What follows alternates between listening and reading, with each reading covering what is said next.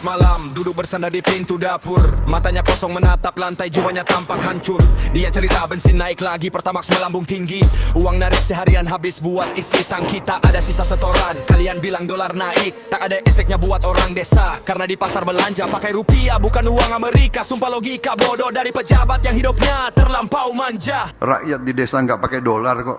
Dolar meroket, impor macet, sembako merangkak naik tak terkira. Upah minimum segitu saja tapi harga beras makin menggila. Mau jujur cari nafkah tapi jalannya ditutup semua oleh mereka. Gagal bayar kredit barang pokok, utang menumpuk tak bertepi. Tiap hari HP berdering, diteror ancaman yang bikin ngeri. Motor satu-satunya buat kerja ditarik paksa di tengah jalan oleh debt collector arogan yang tak kenal rasa kemanusiaan. Boro-boro bayar angsuran, buat makan esok saja kami harus bertahan. Sedangkan di luar sana hukum tumpul bagi mereka yang punya jabatan. Lalu kita lihat TV, berita pertama yang langsung muncul para petinggi yang urus gizi senyum lebar saat ditangkap dan diborgol. Sumpah demi Tuhan ini korupsi paling bajingan yang pernah ada. Dana makan bergizi gratis buat anak-anak sekolah, kalian jarah tanpa jeda. Tikus kursi gizi dan antek-anteknya berpesta di atas piring kosong kita. Kalian tega memotong nutrisi bocah demi beli mobil mewah dan memperkaya keluarga. Sementara di rumah ini ibu bingung bagi sepiring nasi untuk bertiga. Menangis diam-diam di sudut kamar, meratapi nasib yang makin sengsara. Kalian yang di atas sana sibuk memperdebatkan angka dan retorika pemilu, sementara anak-anak di akar rumput busung lapar menahan pilu.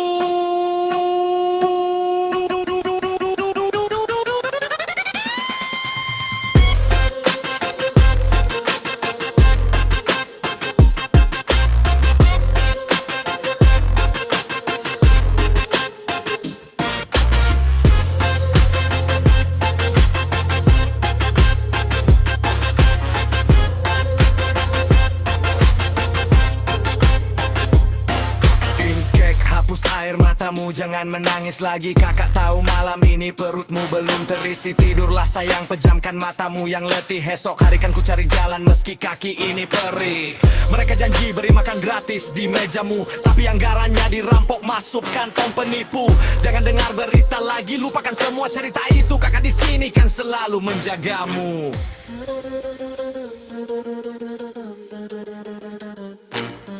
Kuliah makin mahal, UKT tinggi melilit leher.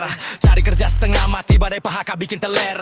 Secara kerja tak masuk akal, harus punya orang dalam. Sarjana terpaksa narik ojol, menembus dinginnya malam. Ekonomi macet total, rakyat frustrasi, terjebak selot. Gali lubang, tutup lubang, judi online bikin bonkos dan melarat. Uang belanja habis di bandar, pinjol datang meneror rumah. Negara absen membina, rakyat dibiarkan makin punah. Belum kering luka rimur, fituran baru dah mencekik leher. Pajak diperas makin gila, PPN naik bikin berjebol dan teler. Gaji dipotong tak pernah secara paksa ditumpuk jadi modal jarahan. Sama seperti bea cukai yang nahan kontainer di pintu gerbang pelanggaran. Negara ini mau dibawa kemana? Cahaya makin hari makin berpolusi. Hampir 3 dekade kami lepas dari orde baru, tapi sekarang bermasih di korupsi.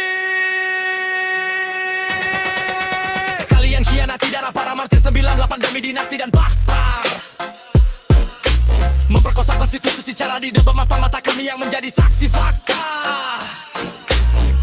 Katanya ini demokrasi, tapi mengapa kalian begitu anti dengan kritik? Setiap ada suara sumbang, langsung kalian bungkam dengan UU ITE dan taktik. Kalian alergi mendengar kebenaran, menganggap kritik sebagai amanat negara. Padahal yang kami tuntut hanyalah hak, bukan janji palsu yang penuh sandiwara. Lihat kejalanan sekarang, maka Cidwa mulai pakai alma maternya. Masa aksi sudah bergerak, benteng pertahanan gedung dewan mulai digedor. Gas air mata mulai ditembakkan karena penguasa mulai merasa tekor.